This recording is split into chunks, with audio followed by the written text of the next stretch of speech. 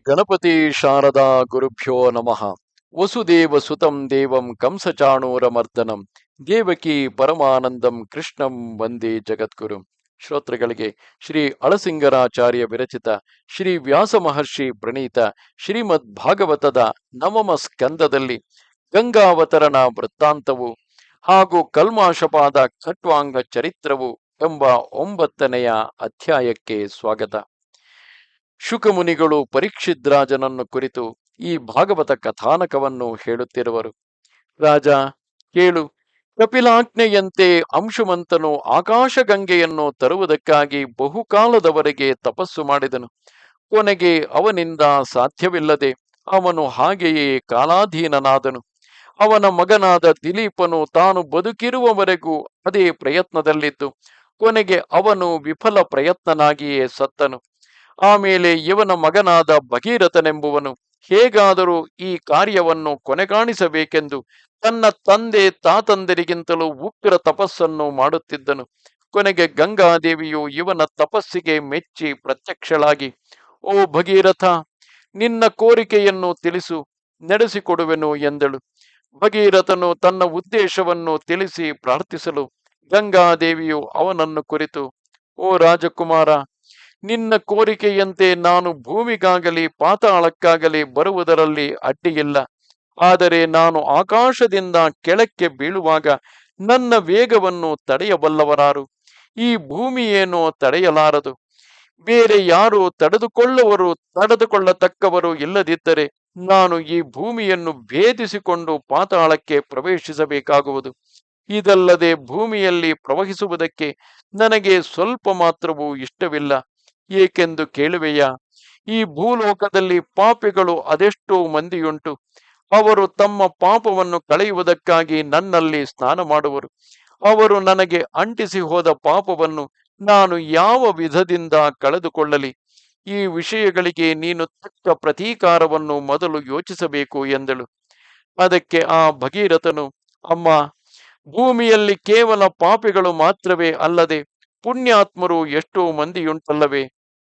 ಕಾಮ್ಯ ಕರ್ಮಗಳನ್ನು ಬಿಟ್ಟು ಜಿತೇಂದ್ರಿಯರಾಗಿ ಬ್ರಹ್ಮೋಪಾಸನದಿಂದ ಸಿದ್ಧಿಯನ್ನು ಪಡೆದ ಮಹರ್ಷಿಗಳು ಅದೆಷ್ಟೋ ಮಂದಿ ಇರುವರು. ಅವರು ತಮ್ಮ ಸಂಬಂಧದಿಂದ ಲೋಕವನ್ನೇ ಪಾವನ ಮಾಡುವರು. ಅವರು ನಿನ್ನಲ್ಲಿ ಸ್ನಾನ ಮಾಡುವರಲ್ಲವೇ? ಪಾಪಿಗಳ ಸಂಬಂಧದಿಂದ ನಿನ್ನಲ್ಲಿ ಸೇರಿದ ಪಾಪವು ಅಂತಹ ಪುಣ್ಯಾತ್ಮರ ಸ್ಪರ್ಶದಿಂದ ಕಳೆದು ಹೋಗುವುದು. ಭಗವಂತನು ಸರ್ವಾತ್ಮಕನಾದುದರಿಂದ ಅಂತಹ ಪುಣ್ಯಾತ್ಮರಲ್ಲಿದ್ದು ಆ ಪಾಪಗಳನ್ನು ನೀಗಿಸುವನು. ಇದಕ್ಕಾಗಿ ನೀನು ವಿಚಾರಿಸಬೇಕಾದುದಿಲ್ಲ.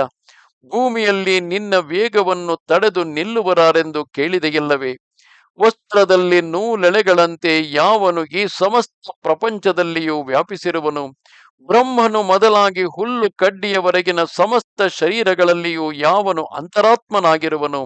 ರುದ್ರ ಶರೀರಕನಾದ ಆ ಪರಮಾತ್ಮನೇ ನಿನ್ನ ವೇಗವನ್ನು ಧರಿಸಬಲ್ಲನು ಎಂದನು. ಅದಕ್ಕೆ ಆ ಗಂಗೆಯು, ವತ್ಸ, ಹಾಗಿದ್ದರೆ ನೀನು ಆ ಪರಮ ಶಿವನನ್ನೇ ಪ್ರಾರ್ಥಿಸಿ ನನ್ನ ಪ್ರವಾಹ ವೇಗವನ್ನು ತಡೆದುಕೊಳ್ಳುವಂತೆ ಮಾಡು ಎಂದಳು. ಇದರ ಮೇಲೆ ಭಗೀರಥನು ರುದ್ರನನ್ನು ಕುರಿತು ತಪಸ್ಸು ಮಾಡಿ ಸ್ವಲ್ಪ ಕಾಲದೊಳಗಾಗಿಯೇ ಅವನನ್ನು ಪ್ರಸನ್ನನನ್ನಾಗಿ ಮಾಡಿಕೊಂಡನು. ಸರ್ವಜ್ಞನಾದ ರುದ್ರನು ಈ ಕಾರ್ಯವನ್ನು ತಾನು ನಡೆಸಬೇಕೆಂದು ಮೊದಲೇ ಸಂಕಲ್ಪಿಸಿದವನಾಗಿದ್ದುದರಿಂದ ಭಗೀರಥನ ಪ್ರಾರ್ಥನೆಗೆ ಅಡ್ಡ ಮಾತಾಡದೆ ವಿಷ್ಣು ಪಾದೋದ್ಭವೆಯಾದುದರಿಂದ ಪರಮ ಪಾವನೆಯೆನಿಸಿಕೊಂಡ ಗಂಗಾ ನದಿಯನ್ನು ಶಿರಸ್ಸಿನಲ್ಲಿ ಧರಿಸುವುದಕ್ಕೆ ಸಂತೋಷದಿಂದ ಸಮ್ಮತಿಸಿದನು. ಆಮೇಲೆ ಭಗೀರಥನ ಪ್ರಾರ್ಥನೆಯಿಂದ ಗಂಗೆಯು ಆಕಾಶದಿಂದಿಳಿದು ಶಿವನ ಜಟಾಜೂಟದಲ್ಲಿ ಬಿದ್ದಳು.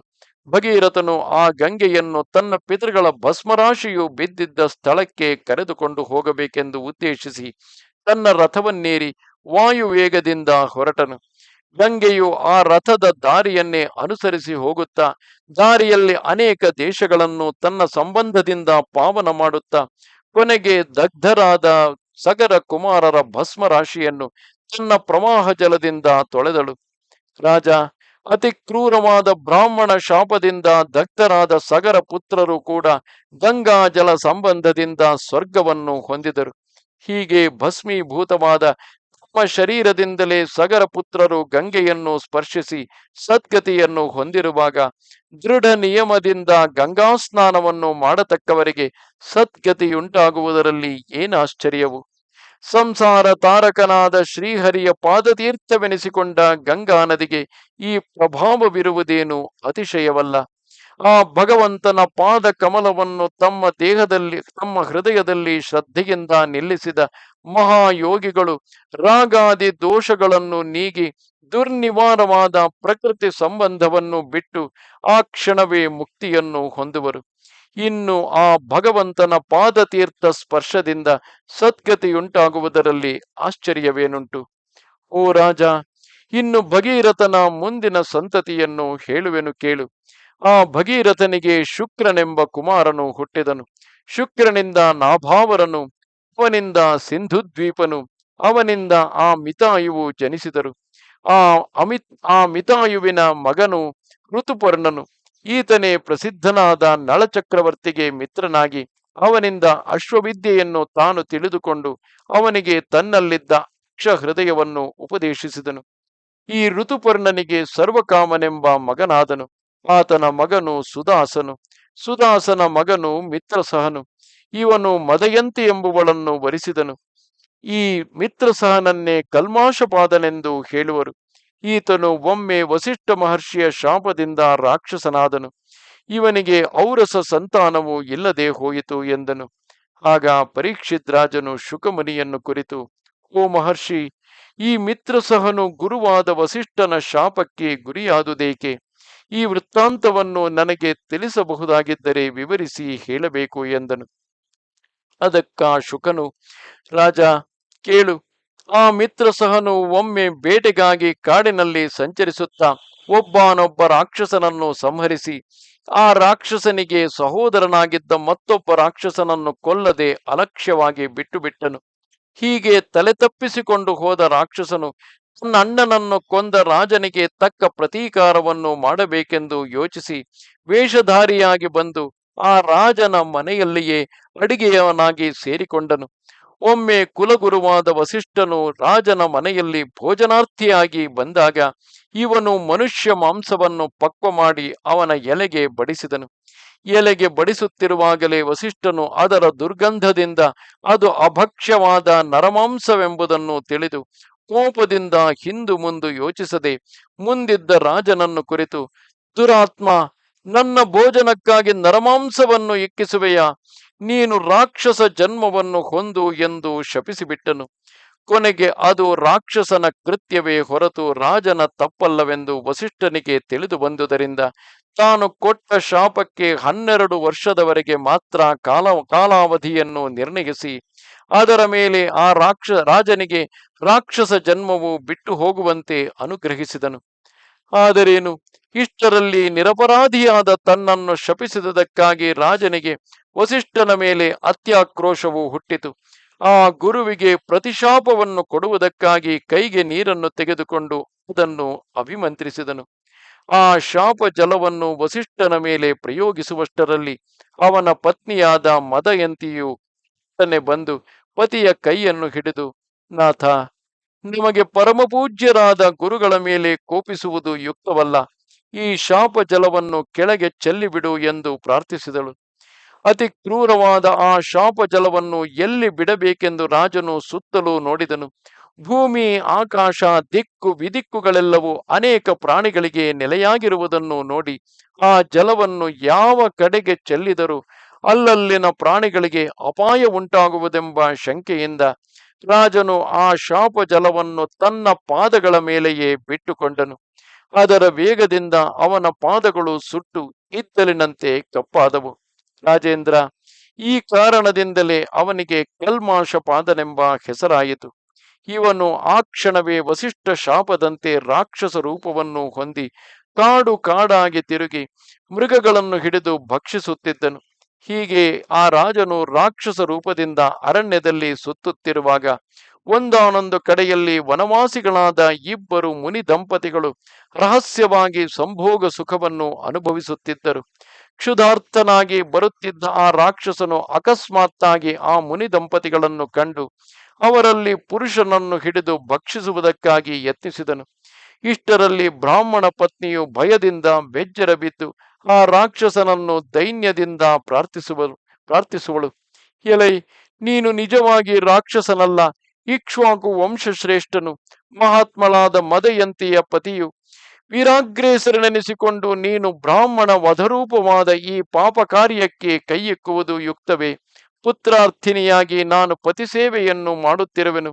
ನನ್ನಲ್ಲಿ ಕೃಪೆಯಿಟ್ಟು ನನಗೆ ಪತಿಭಿಕ್ಷವನ್ನು ಕೊಟ್ಟು ಕಾಪಾಡಬೇಕು. ಈತನಾದರೂ ಬ್ರಾಹ್ಮಣನು, ಇನ್ನು ಈತನು ನನ್ನಲ್ಲಿ ರತಿ ಸುಖದಿಂದ ತೃಪ್ತನಾಗಿಲ್ಲ. ಈ ಸ್ಥಿತಿಯಲ್ಲಿ ಇವನನ್ನು ನೀನು ಭಕ್ಷಿಸಬಹುದೇ? ಇದು ಮಹಾಪಾತಕವಲ್ಲವೇ? ಇದಲ್ಲದೆ ಮನುಷ್ಯ ದೇಹವೇ ಜೀವನಿಗೆ ಸರ್ವವಿಧ ಪುರುಷಾರ್ಥಗಳನ್ನು ಕೈಕೊಡಿಸತಕ್ಕದ್ದು. ಅಂತಹ ಮನುಷ್ಯರನ್ನು ಕೊಲ್ಲುವುದರಿಂದ ಅವನ ಶರೀರವನ್ನು ಮಾತ್ರವೇ ಅಲ್ಲದೆ ಆ ಜೀವನಿಗೆ ಅದರಿಂದ ಲಭಿಸಬಹುದಾದ ಇಹಪರ ಲೋಕಗಳ ಪುರುಷಾರ್ಥಗಳೆಲ್ಲವನ್ನು ನಿರ್ಮೂಲವಾಗಿ ಕೆಡಿಸಿದಂತಾಗುವುದು. ಆದುದರಿಂದಲೇ ಮನುಷ್ಯ ವಧವನ್ನು ಲೋಕದಲ್ಲಿ ಮಹಾಪಾಪ ಹೇತುವೆಂದು ಹೇಳುವರು.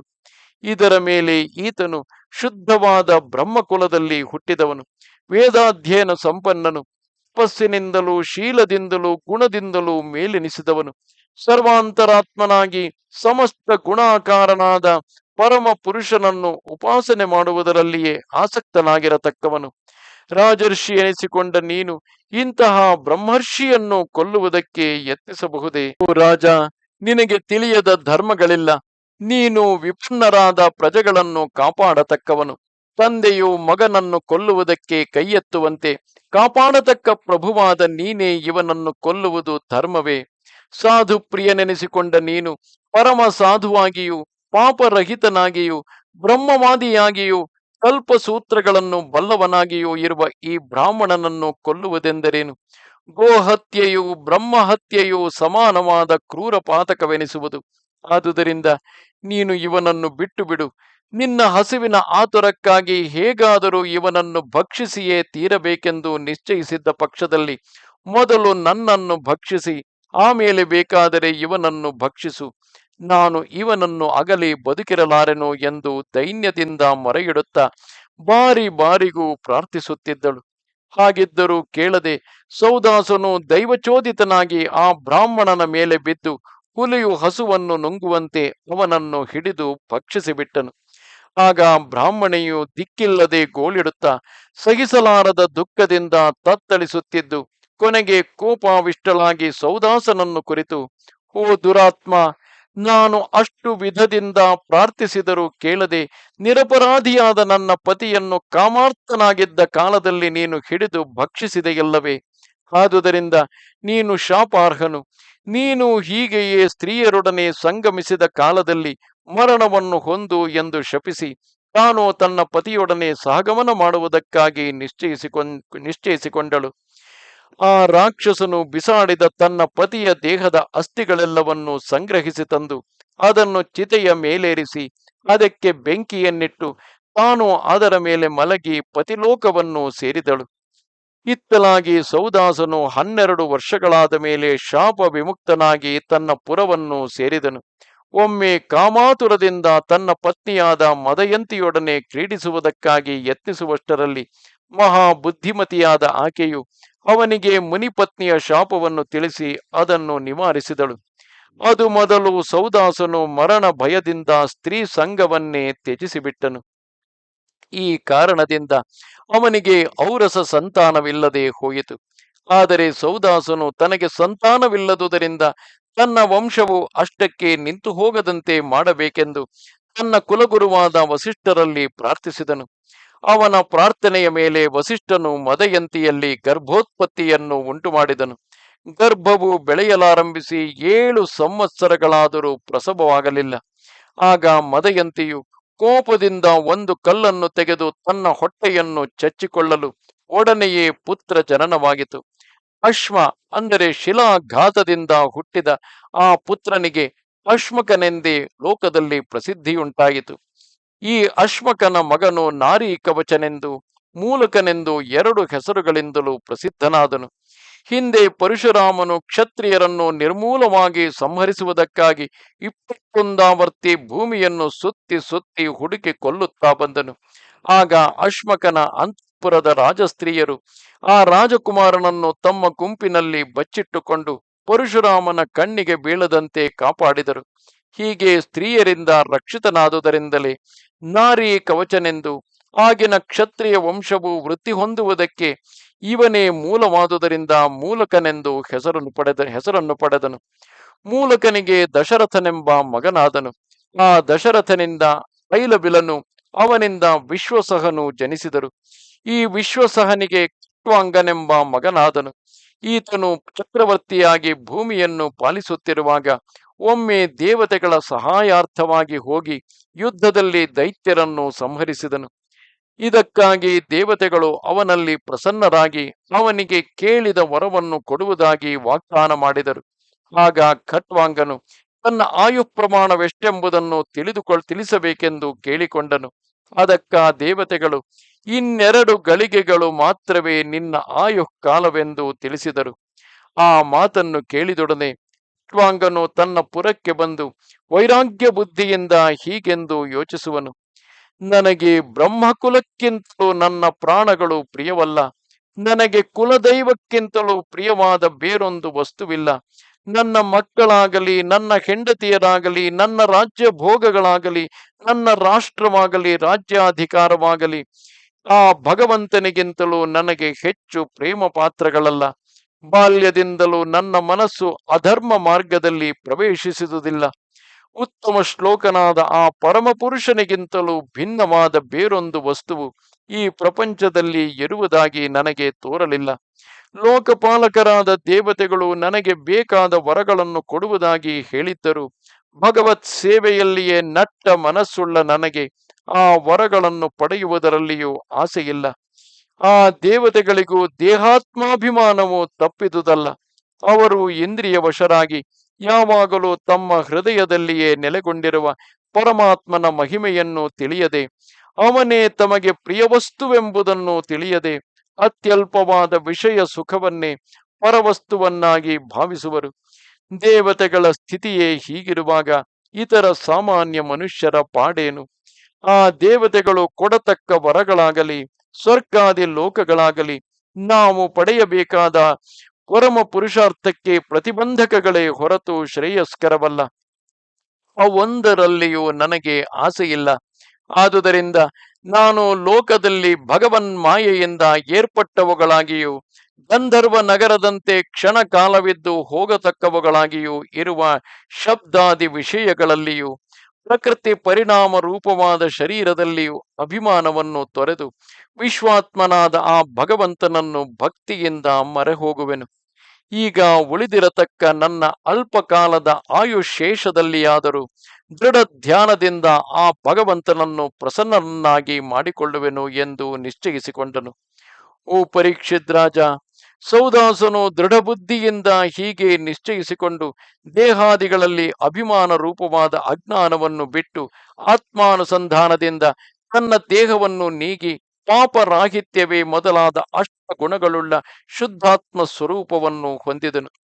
ನಿಜವಾದ ದೈವ ಭಕ್ತಿಯುಳ್ಳವರೆಲ್ಲರೂ ಯಾವನನ್ನು ಪ್ರಮಾಣ ಸಿದ್ಧವಾಗಿಯೂ ದುರೂಹವಾಗಿಯೂ ಇರುವ ಪರಬ್ರಹ್ಮವೆಂದು ಹೇಳುವರು, ಅಂತಹ ಪರಮ ಪುರುಷನಾದ ವಾಸುದೇವನಲ್ಲಿ ಮನಸ್ಸನ್ನು ನೆಲೆಗೊಳಿಸಿ ಆ ಖಟ್ವಾಂಗನು ಉತ್ತಮ ಗತಿಯನ್ನು ಹೊಂದಿದನು. ಇದು 9ನೆಯ ಅಧ್ಯಾಯವು. ನಮಸ್ತೆ ಶಾರದೆ ದೇವಿ ಕಾಶ್ಮೀರ ಪುರವಾಸಿನಿ, ತ್ವಾಮಹಂ ಪ್ರಾರ್ಥಯೇ ನಿತ್ಯಂ, ವಿದ್ಯಾದಾನಂಚ ದೇಹಿಮೆ. ನಮಸ್ಕಾರ. ಗಣಪತಿ ಶಾರದಾ ಗುರುಭ್ಯೋ ನಮಃ. ವಸುದೇವ ಸುತಂ ದೇವಂ ಕಂಸಚಾಣೂರಮರ್ದನಂ ದೇವಕಿ ಪರಮಾನಂದಂ ಕೃಷ್ಣಂ ವಂದೇ ಜಗದ್ಗುರುಂ. ಶ್ರೋತೃಗಳಿಗೆ ಶ್ರೀ ಅಳಸಿಂಗರಾಚಾರ್ಯ ವಿರಚಿತ ಶ್ರೀ ವ್ಯಾಸ ಮಹರ್ಷಿ ಪ್ರಣೀತ ಶ್ರೀಮದ್ ಭಾಗವತದ ದಶಮ ಸ್ಕಂದದಲ್ಲಿ ನಳಕೂಬರ ಮತ್ತು ಮಣಿಗ್ರೀವನ ಶಾಪ ವಿಮೋಚನವು ಎಂಬ 10ನೆಯ ಅಧ್ಯಾಯಕ್ಕೆ ಸ್ವಾಗತ. ಆಗ ಪರೀಕ್ಷಿತ್ ರಾಜನು, ಓ ಮಹರ್ಷಿ, ಆ ಯಕ್ಷರಿಬ್ಬರು ನಾರದನಲ್ಲಿ ಯಾವ ಅಪರಾಧವನ್ನು ಮಾಡಿದರು, ಅವರ ಶಾಪ ಕಾರಣವೇನು, ಅದನ್ನು ವಿವರವಾಗಿ ತಿಳಿಸಬೇಕು ಎಂದನು. ಅದಕ್ಕ ಶುಕಮುನಿಯು, ರಾಜೇಂದ್ರ, ಅವರಿಬ್ಬರು ಕುಬೇರನ ಮಕ್ಕಳು. ಅವರಿಬ್ಬರಿಗೂ ನಳಕೂಬರ, ಮಣಿಗ್ರೀವರೆಂದು ಹೆಸರು. ಅವರಿಬ್ಬರು ರುದ್ರನಿಗೆ ಅನುಚರರಾಗಿ ಅವನ ಸೇವೆಯನ್ನು ಮಾಡಿ ಅದರಿಂದ ರುದ್ರಾನುಗ್ರಹಕ್ಕೆ ಪಾತ್ರರಾಗಿದ್ದರು. ಈ ಹೆಮ್ಮೆಯಿಂದ ಅವರು ಬಹಳ ಮದಾಂಧರಾಗಿದ್ದರು. ಒಮ್ಮೆ ಅವರಿಬ್ಬರು ಕೈಲಾಸ ಪರ್ವತದಲ್ಲಿರುವ ಮಂದಾಕಿನಿ ನದಿಯ ತೀರಕ್ಕೆ ಬಂದು ಅಲ್ಲಿ ಪುಷ್ಪ ಸಮೃದ್ಧವಾದ ಒಂದಾನೊಂದು ಉಪವನವನ್ನು ಪ್ರವೇಶಿಸಿ ಅಲ್ಲಿ ಸಂತೋಷದಿಂದ ಮದ್ಯಪಾನವನ್ನು ಮಾಡಿ ಮದದಿಂದ ಮೈಮರೆತು ತಿರುಗುತ್ತಿದ್ದರು. ಸ್ತ್ರೀಯರೊಡನೆ ಸೇರಿ ಅವರ ಗಾನ ನರ್ತನಗಳನ್ನು ಕೇಳಿ ಆನಂದಿಸುತ್ತಿದ್ದರು. ಹಾಗೆಯೇ ತಮ್ಮ ತಮ್ಮ ಯುವತಿಯರೊಡನೆ ತಾವರೆ ಹೂಗಳಿಂದ ತುಂಬಿದ ಮಡುವಿನಲ್ಲಿಳಿದು ಹೆಣ್ಣಾನೆಗಳೊಡಗೂಡಿ ವಿಹರಿಸುವ ಮದದಾನೆಗಳಂತೆ ಯಥೇಚ್ಛವಾಗಿ ಜಲಕ್ರೀಡೆಯನ್ನು ಆಡುತ್ತಿದ್ದರು.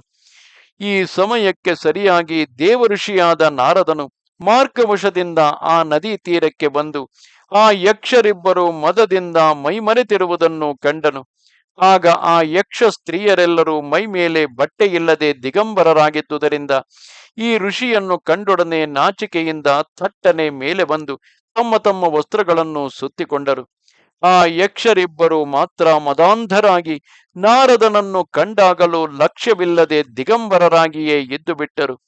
ಹೀಗೆ ಆ ನಳಕೂಬರ ಮಣಿಗ್ರೀವರಿಬ್ಬರು ಐಶ್ವರ್ಯ ಮದದಿಂದಲೂ ಮದ್ಯ ಮದದಿಂದಲೂ ಮೈ ತಿಳಿಯದೆ ತನ್ನನ್ನು ಲಕ್ಷ್ಯ ಮಾಡದಿರುವುದನ್ನು ನೋಡಿ ನಾರದನಿಗೆ ಕೋಪ ಉಂಟಾಯಿತು. ಆಗ ನಾರದನಿಗೆ ಇನ್ನು ಮೇಲಾದರೂ ಇವರಿಗೆ ಒಳ್ಳೆಯ ನಡತೆಯನ್ನು ಕಲಿಸಬೇಕೆಂಬ ಅನುಗ್ರಹ ಬುದ್ಧಿಯು ಹುಟ್ಟಿತು. ಆಗ ನಾರದನು ತನ್ನಲ್ಲಿ ತಾನು, ಆಹಾ, ಲೋಕದಲ್ಲಿ ಮನುಷ್ಯನಿಗೆ ಇಷ್ಟು ವಸ್ತುಗಳು ಲಭಿಸಿದಾಗ ಮನಸ್ಸಿನಲ್ಲಿ ಹೆಮ್ಮೆಯುಂಟಾಗುವುದು ಸಹಜವು. ಆದರೆ ಕುಲ, ರೂಪ, ವಯಸ್ಸು, ವಿದ್ಯೆ ಇವುಗಳಿಂದ ಉಂಟಾಗತಕ್ಕ ಮದವು ಐಶ್ವರ್ಯ ಮದದಂತೆ ಬುದ್ಧಿಯನ್ನು ಕೆಡಿಸಲಾರದು.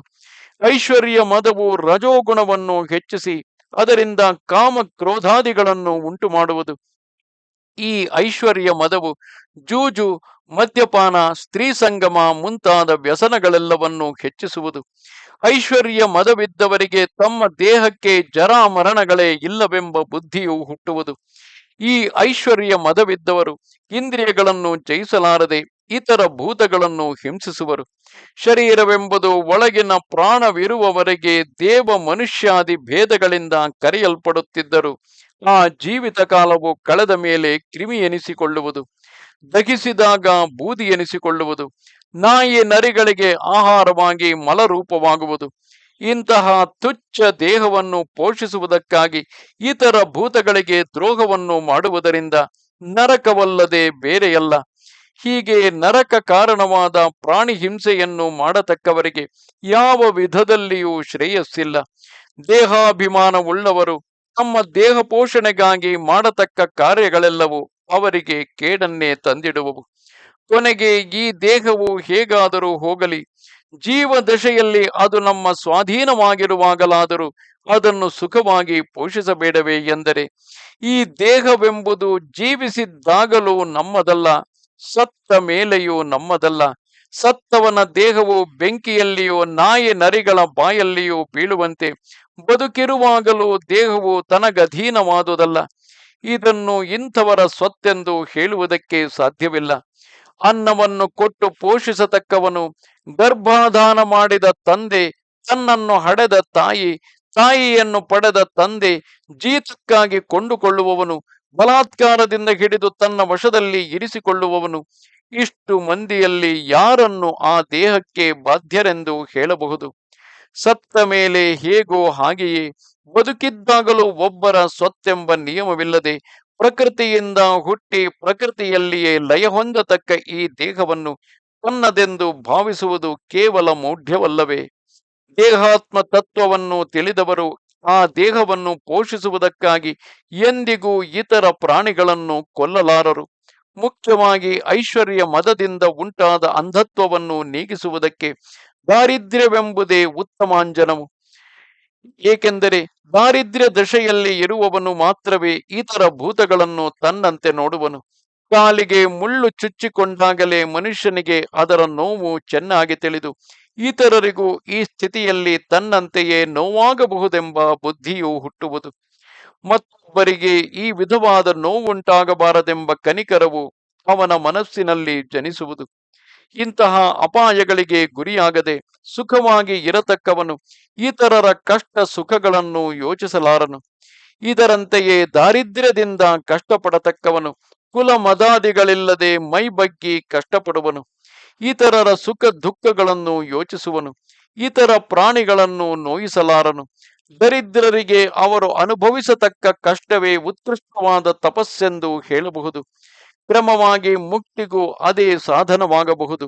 ಏಕೆಂದರೆ ದರಿದ್ರನು ಅನ್ನಾರ್ಜನೆಗಾಗಿ ದುಡಿದು ಆಗಾಗ ತಕ್ಕಷ್ಟು ಅನ್ನಾಹಾರಗಳಿಲ್ಲದೆ ಕೊರಗುವುದರಿಂದ ಅವನ ದೇಹದ ಕೊಬ್ಬು, ಇಂದ್ರಿಯಗಳ ಕೊಬ್ಬು ತಾನಾಗಿಯೇ ಮುರಿಯುತ್ತಾ ಬರುವುದು. ಆಗ ಅವನಿಗೆ ಇತರರ ಹಿಂಸೆಯಲ್ಲಿ ಬುದ್ಧಿಯು ಪ್ರವರ್ತಿಸಲಾರದು. ಇಂತಹ ದರಿದ್ರರಲ್ಲಿ ಸಮದರ್ಶಿಗಳಾದ ಸಾಧುಗಳಿಗೆ ಕನಿಕರವು ಹುಟ್ಟಿ ಅವರು ಇವರೊಡನೆ ಸಹವಾಸ ಮಾಡುವರು. ಈ ಸಹವಾಸ ಬಲದಿಂದ ಆ ದರಿದ್ರರಿಗೆ ಮೊದಲಿದ್ದ ವಿಷಯ ತೃಷ್ಣೆ ಮೊದಲಾದ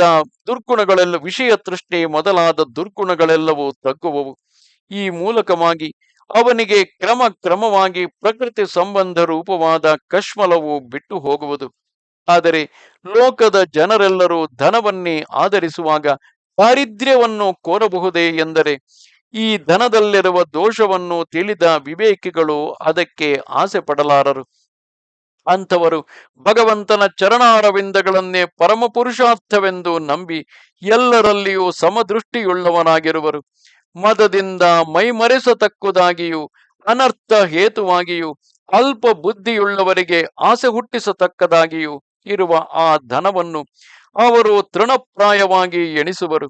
ಈ ಐಶ್ವರ್ಯ ಮದವನ್ನು ನೀಗಿಸುವುದೇ ಉತ್ತಮ ಪುರುಷಾರ್ಥಕ್ಕೆ ಸಾಧಕವಾದುದರಿಂದ ಐಶ್ವರ್ಯ ಮದದಿಂದಲೂ ಮದ್ಯ ಮದದಿಂದಲೂ ಕಣ್ಗಾಣದೆ ಇಂದ್ರಿಯ ಚಾಪಲ್ಯವನ್ನು ಅಡಗಿಸಲಾರದೆ ಸ್ತ್ರೀಲೋಲರಾಗಿರುವ ಈ ಯಕ್ಷರಿಬ್ಬರಿಗೂ ಮೊದಲು ಆ ಹೆಮ್ಮೆಯನ್ನು ಮುರಿಯಬೇಕು. ಇವರಿಬ್ಬರು ಲೋಕಪಾಲಕನಾದ ಕುಬೇರನ ಮಕ್ಕಳಾಗಿದ್ದರು. ಧನ ಮದಾಂಧರಾಗಿ ತಮ್ಮ ಮೈ ಮೇಲೆ ಬಟ್ಟೆಯಿಲ್ಲದುದನ್ನು ತಿಳಿಯದಿರುವುದರಿಂದ ಇವರಿಗೆ ನಿರಾವರಣವಾಗಿ ಕಾಡಿನಲ್ಲಿ ಬೆಳೆದಿರುವ ವೃಕ್ಷಗಳಂತೆ ಸ್ಥಾವರ ಜನ್ಮವೇ ಉಚಿತವಾದುದು. ಕೆಲವು ಕಾಲದವರೆಗೆ ಆ ಸ್ಥಿತಿಯಲ್ಲಿದ್ದರೆ ಈಗಿನಂತೆ ಮದಾಂಧರಾಗಿರಲಾರರು ಎಂದು ತನ್ನಲ್ಲಿ ತಾನು ನಿಶ್ಚಯಿಸಿ ಅವರನ್ನು ಕುರಿತು, ಎಲೈ ಮದಾಂಧರೆ, ನೀವು ವೃಕ್ಷ ರೂಪದಿಂದ ಸ್ಥಾವರ ಜನ್ಮವನ್ನು ಹೊಂದಿರಿ. ಆಗಲೂ ನಿಮಗೆ ಭಗವದನುಗ್ರಹದಿಂದ ನಿಮ್ಮ ಪೂರ್ವ ಜನ್ಮ ಸ್ಮರಣ ಉಂಟಾಗುವಂತೆಯೂ ಆ ಜನ್ಮದಲ್ಲಿ 100 ದಿವ್ಯ ವರ್ಷಗಳನ್ನು ಕಳೆದ ಮೇಲೆ ನಿಮಗೆ ವಸುದೇವ ಪುತ್ರನಾದ ಭಗವಂತನ ಪಾದ ಸಂಬಂಧದಿಂದ ಈ ಶಾಪವು ಬಿಟ್ಟು ಹೋಗಿ ಮೊದಲಿನಂತೆ ದೇವತ್ವ ಉಂಟಾಗುವಂತೆಯೂ ಅನುಗ್ರಹಿಸುವೆನು ಎಂದು ಹೇಳಿ ನಾರದನು ನಾರಾಯಣಾಶ್ರಮವನ್ನು ಕುರಿತು ಹೊರಟು ಹೋದನು. ಆ ನಳಕೂಬರ ಮಣಿಗ್ರೀವರಿಬ್ಬರು ನಾರದಾಜ್ಞೆಯಂತೆ ವೃಕ್ಷ ಜನ್ಮವನ್ನು ಹೊಂದಿ ನಂದಗೋಕುಲದಲ್ಲಿ 2 ಅರ್ಜುನ ವೃಕ್ಷಗಳಾಗಿ ಬೆಳೆದಿದ್ದರು. ಭಕ್ತವತ್ಸಲನಾದ ಭಗವಂತನು ತನ್ನ ಭಕ್ತೋತ್ತಮನಾದ ನಾರದನ ಮಾತನ್ನು ಸತ್ಯ ಮಾಡಬೇಕೆಂದು ಉದ್ದೇಶಿಸಿ ಯಶೋದೆಯು ತನ್ನನ್ನು ಬಿಗಿದು ಕಟ್ಟಿದ್ದ ಒರಳು ಕಲ್ಲನ್ನು ತನ್ನೊಡನೆ ಎಳೆದುಕೊಂಡು ಮೆಲ್ಲಗೆ ಆ ವೃಕ್ಷಗಳು ಬೆಳೆದಿದ್ದ ಸ್ಥಳಕ್ಕೆ ಬಂದು ನಿಂತು, ನಾರದನು ನನಗೆ ಪರಮಪ್ರಿಯನಾದುದರಿಂದ ಅವನು ಹೇಳಿದ್ದಂತೆ ಈ ಕುಬೇರ ಪುತ್ರರಿಗೆ ಈಗ ಶಾಪ ವಿಮೋಚನೆ ಮಾಡುವೆನು ಎಂದು ಮನಸ್ಸಿನಲ್ಲಿ ಸಂಕಲ್ಪಿಸಿಕೊಂಡು ಅವಳಿ ಮರಗಳಂತೆ ಜೊತೆಯಾಗಿ ಬೆಳೆದಿದ್ದ ಆ ಮತ್ತಿಯ ಮರಗಳ ನಡುವೆ ತನ್ನ ಸಣ್ಣ ದೇಹವು ಮಾತ್ರ ಹಿಡಿಸುವ ಹಾಗಿದ್ದ ರಂಧ್ರ ಮಾರ್ಗದಿಂದ ನುಸಿದು ಮುಂದೆ ಹೋದನು. ಇವನ ನಡುವಿಗೆ ಬಿಗಿಯಲ್ಪಟ್ಟಿದ್ದ ಒರಳು ಕಲ್ಲಾದರೂ ಆ 2 ಮರಗಳ ನಡುವೆ ಹೋಗುವುದಕ್ಕೆ ಅವಕಾಶವಿಲ್ಲದೆ ಅಟ್ಟಲಾಗಿ ತಡೆದುಕೊಂಡಿತು. ಆಗ ಕೃಷ್ಣನು ತನ್ನ ನಡುವಿಗೆ ಕಟ್ಟಿದ್ದ ಹಗ್ಗವನ್ನು ಬಲವಾಗಿ ಎಳೆದೊಡನೆ ಆ ಮರಗಳೆರಡು ಮೂಲ ಸಹಿತವಾಗಿ ಕದಲಿ ಮಹಾಧ್ವನಿಯೊಡನೆ ಮುರಿದು ಕೆಳಗೆ ಬಿದ್ದವು. ಆ ಮರಗಳ ಎಲೆ, ಚಿಗುರು, ಕೊಂಬೆ ಮೊದಲಾದ ಅವಯವಗಳೆಲ್ಲವೂ ತುಂಡು ತುಂಡಾಗಿ ಚದುರಿ ಬಿದ್ದವು. ಆ ಮರಗಳೆರಡರಿಂದಲೂ 2 ಸಿದ್ಧ ಪುರುಷರು ಅಗ್ನಿಯಂತೆ ತಮ್ಮ ದೇಹಕಾಂತಿಯಿಂದ ಸಮಸ್ತ ದಿಕ್ಕುಗಳನ್ನು ಬೆಳಗುತ್ತಾ ನಿಜ ಸ್ವರೂಪದಿಂದ ಹೊರಟು ಬಂದರು. ಶಾಪ ವಿಮುಕ್ತರಾದ ಅವರಿಬ್ಬರು ಸಕಲ ಲೋಕನಾಯಕನಾದ ಕೃಷ್ಣನಿಗೆ ಸಾಷ್ಟಾಂಗ ಪ್ರಣಾಮವನ್ನು ಮಾಡಿ ಯುದ್ಧಾಂಜಲಿಗಳಾಗಿ ನಿಂತು ಹೀಗೆಂದು ಸ್ತುತಿಸುವರು. ಓ ಕೃಷ್ಣ, ಕೃಷ್ಣ, ಅಚಿಂತ್ಯ ಪ್ರಭಾವನಾದ ಯೋಗೇಶ್ವರನೇ ನೀನಲ್ಲದೆ ನೀನು ಸಾಮಾನ್ಯ ಗೋಪಾಲಕನಲ್ಲ. ನೀನೇ ಜಗತ್ಕಾರಣನಾದ ಆದಿಪುರುಷನು. ವ್ಯಕ್ತಾವ್ಯಕ್ತವೆನಿಸಿಕೊಂಡ ಸ್ಥೂಲ ಸೂಕ್ಷ್ಮ ಪ್ರಪಂಚವೆಲ್ಲವೂ ಪರಬ್ರಹ್ಮನಾದ ನಿನ್ನ ರೂಪವಲ್ಲದೆ ಬೇರೆ ಎಲ್ಲವೆಂದು ವೇದಾಂತಿಗಳು ನಿರ್ಣಯಿಸಿರುವರು. ನೀನೊಬ್ಬನೇ ಸಮಸ್ತ ಭೂತಗಳ ದೇಹಕ್ಕೂ ಆತ್ಮಕ್ಕೂ ಇಂದ್ರಿಯಗಳಿಗೂ ನಿಯಾಮಕನು. ನೀನೇ ಕಾಲ ಸ್ವರೂಪಿಯು. ನೀನೇ ಈ ಜಗತ್ತಿಗೆ ಉಪಾದಾನ ಕಾರಣನಾಗಿಯೂ ನಿಮಿತ್ತ ಕಾರಣನಾಗಿಯೂ ಇರತಕ್ಕವನು. ನೀನು ಷಾಡ್ಗುಣ್ಯ ಪರಿಪೂರ್ಣನು, ಎಂದೆಂದಿಗೂ ನಾಶವಿಲ್ಲದವನು, ಸರ್ವೇಶ್ವರನು. ಮಹತ್ತೆಂಬ ತತ್ವವು ನೀನೇ. ಸತ್ವ ರಜಸ್ತಮೋ ಗುಣಮಯವಾದ ಸೂಕ್ಷ್ಮ ಪ್ರಕೃತಿಯು ನೀನೇ. ನೀನೇ ಪುರುಷ ಶಬ್ದ ವಾಚ್ಯನಾದ ಜೀವನು. ನೀನು ದೇಹದಿಂದ ಜೀವಪರ್ಯಂತವಾದ ಇಂದ್ರಿಯಗಳೊಡಗೂಡಿದ ಶರೀರದ ವ್ಯಾಪಾರಗಳೆಲ್ಲವನ್ನೂ ಒಮ್ಮೆಯೇ ಸಾಕ್ಷಾತ್ಕರಿಸಬಲ್ಲವನು. ಪ್ರಕೃತಿ ಪರಿಣಾಮ ರೂಪಗಳಾದ ಶಬ್ದಾದಿಗಳು ತಮ್ಮನ್ನು ಗ್ರಹಿಸತಕ್ಕ ಇಂದ್ರಿಯಗಳನ್ನು ತಾವು ಹೇಗೆ, ಅಂದರೆ ಪ್ರಕೃತಿ ಪರಿಣಾಮ ರೂಪಗಳಾದ ಶಬ್ದಾದಿಗಳು ತಮ್ಮನ್ನು ಗ್ರಹಿಸತಕ್ಕ ಇಂದ್ರಿಯಗಳನ್ನು ತಾವು ಹೇಗೆ ಗ್ರಹಿಸಲಾರವೋ, ಹಾಗೆಯೇ ನಿನ್ನಿಂದ ಗ್ರಹಿಸಲ್ಪಡತಕ್ಕ ಇಂದ್ರಿಯಗಳು ನಿನ್ನನ್ನು ಗ್ರಹಿಸಲಾರವು.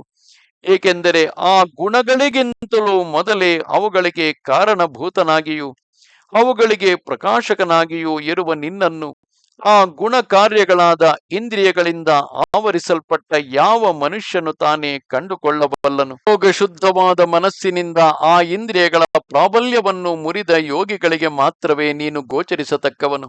ಓ ಭಗವಂತ, ವಾಸುದೇವ, ಸರ್ವಕಾರಣ, ಜೀವಾತ್ಮರಿಗೆ ದುರವಗಾಹವಾದ ಮಹಾಮಹಿಮೆಯುಳ್ಳವನಾಗಿಯೂ ಸ್ವರೂಪದಿಂದಲೂ ಗುಣಗಳಿಂದಲೂ ಬೃಹತ್ತೆನಿಸಿ ಬ್ರಹ್ಮಶಬ್ದ ವಾಚ್ಯನಾಗಿಯೂ ಸ್ವಯಂ ಪ್ರಕಾಶನಾಗಿಯೂ ಇರುವ ನಿನಗೆ ನಮಸ್ಕಾರವು. ಕರ್ಮ ಮೂಲಕವಾದ ಶರೀರವಿಲ್ಲದ ನೀನು ಮತ್ಸ್ಯಾದಿ ಪ್ರಾಕೃತ ಶರೀರಗಳಲ್ಲಿ ಸೇರಿ ಬೇರೆ ಬೇರೆ ರೂಪದಿಂದ ಅವತರಿಸಿದರು. ಇತರ ಪ್ರಾಕೃತ ಶರೀರಗಳಿಗೆ ಅಸಂಭಾವ್ಯಗಳಾದ ಎಣೆಯಿಲ್ಲದ ಪ್ರಭಾವಗಳಿಂದ ನಿನ್ನ ಪರತ್ವವನ್ನು ಆಗಾಗ ಸ್ಪಷ್ಟಪಡಿಸುವೆ. ಓ ದೇವ, ಅಂತಹ ಮಹಾಮಹಿಮನಾದ ನೀನು ಲೋಕದ ಕ್ಷೇಮಕ್ಕೂ ಅಭ್ಯುದಯಕ್ಕೂ ಈಗ ನಿನ್ನ ಅಂಶಭೂತನಾದ ಬಲರಾಮನೊಡನೆ ಈ ರೂಪದಿಂದ ಅವತರಿಸಿರುವೆ. ಓ ಪರಮ ಮಂಗಳ ಮೂರ್ತಿ, ನಿನಗೆ ನಮಸ್ಕಾರವು. ಓ ವಿಶ್ವಮಂಗಳ, ನಿನಗೆ ನಮಸ್ಕಾರವು. ವಸುದೇವ ಪುತ್ರನಾಗಿಯೂ ಶಾಂತನಾಗಿಯೂ ಯದುಪತಿಯಾಗಿಯೂ ಅವತರಿಸಿರುವ ನಿನಗೆ ನಮಸ್ಕಾರವು. ಓ ನಿರತಿಶಯಾನಂದ ಪೂರ್ಣ, ನಮ್ಮಿಬ್ಬರನ್ನು ನಿನ್ನ ದಾಸಾನುದಾಸರನ್ನಾಗಿ ಪ್ರತಿಗ್ರಹಿಸಬೇಕು. ನಿನ್ನ ಪಾದ ಭಕ್ತನಾದ ನಾರದ ಮಹರ್ಷಿಯ ಅನುಗ್ರಹದಿಂದಲೇ ಈಗ ನಮಗೆ ನಿನ್ನನ್ನು ನೋಡುವ ಭಾಗ್ಯವು ಲಭಿಸಿತು.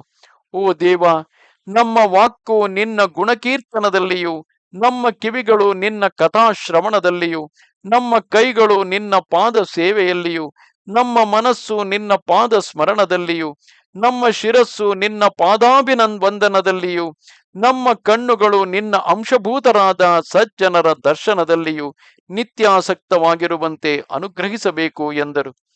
ಓ ಪರೀಕ್ಷಿತ್ ರಾಜ, ಹೀಗೆ ಆ ಯಕ್ಷರಿಬ್ಬರು ಸ್ತುತಿಸುತ್ತಿರುವುದನ್ನು ಕೇಳಿ ಕೃಷ್ಣನು ತಾನು ಆ ಒರಳು ಕಲ್ಲಿಗೆ ಕಟ್ಟಲ್ಪಟ್ಟಿದ್ದ ಹಾಗೆಯೇ ಅವರನ್ನು ಕುರಿತು ಮಂದಹಾಸಪೂರ್ವಕವಾಗಿ ಹೀಗೆಂದು ಹೇಳುವನು. ಓ ಯಕ್ಷರೇ, ಹಿಂದೆ ನೀವು ಐಶ್ವರ್ಯದಿಂದ ಮದಾಂಧರಾಗಿದ್ದಾಗ ಕರುಣಾಳುವಾದ ನಾರದ ಮಹರ್ಷಿಯು ನಿಮ್ಮನ್ನು ಅನುಗ್ರಹಿಸುವುದಕ್ಕಾಗಿಯೇ ಈ ಶಾಪವನ್ನು ಕೊಟ್ಟನು. ಇದನ್ನು ನಾನು ಮೊದಲೇ ಬಲ್ಲೆನು. ನನ್ನಲ್ಲಿ ಮನಸ್ಸನ್ನು ನೆಲೆಗೊಳಿಸಿ ಸಮಸ್ತ ಭೂತಗಳಲ್ಲಿಯೂ ಸಮಬುದ್ಧಿಯುಳ್ಳ ಸಾಧುಗಳಿಗೆ ಸೂರ್ಯೋದಯವಾದೊಡನೆ ಅಂಧಕಾರವು ಹೇಗೋ ಹಾಗೆ ನನ್ನ ದರ್ಶನವು ಲಭಿಸಿದ ಕೂಡಲೇ ಸಂಸಾರ ಬಂಧವು ಬಿಟ್ಟು ಹೋಗುವುದು. ಇನ್ನು ನೀವು ನಿಮ್ಮ ಸ್ಥಾನಕ್ಕೆ ಹೋಗಬಹುದು. ನಿಮಗೆ ಯಾವಾಗಲೂ ನನ್ನ ಸ್ಮರಣೆ ಇರಲಿ. ನಿಮ್ಮಿಬ್ಬರಿಗೂ ಈಗಾಗಲೇ ಸಂಸಾರೋತ್ತಾರಕವಾದ ಭಕ್ತಿ ಭಾವವು ಹುಟ್ಟಿರುವುದು. ನನ್ನನ್ನು ಮರೆಯದೆ ಮನಸ್ಸಿನಲ್ಲಿಟ್ಟಿರಿ ಎಂದನು. ಹೀಗೆ ಕೃಷ್ಣನು ಹೇಳಿದೊಡನೆ ಅವರಿಬ್ಬರು ಅವನಿಗೆ ಬಾರಿ ಬಾರಿಗೂ ಪ್ರದಕ್ಷಿಣ ನಮಸ್ಕಾರಗಳನ್ನು ಮಾಡಿ ಅವನ ಅನುಮತಿಯನ್ನು ಪಡೆದು ಉತ್ತರ ದಿಶಾಭಿಮುಖವಾಗಿ ಹೊರಟರು. ಇದು 10ನೆಯ ಅಧ್ಯಾಯವು. ನಮಸ್ತೆ ಶಾರದೆ ದೇವಿ. ಕಾಶ್ಮೀರ ಪುರವಾಸಿನಿ ತ್ವಾಮಹಂ ಪ್ರಾರ್ಥಯೇ ನಿತ್ಯಂ ವಿದ್ಯಾದಾನಂಚ ದೇಹಿ ಮೇ. ನಮಸ್ಕಾರ.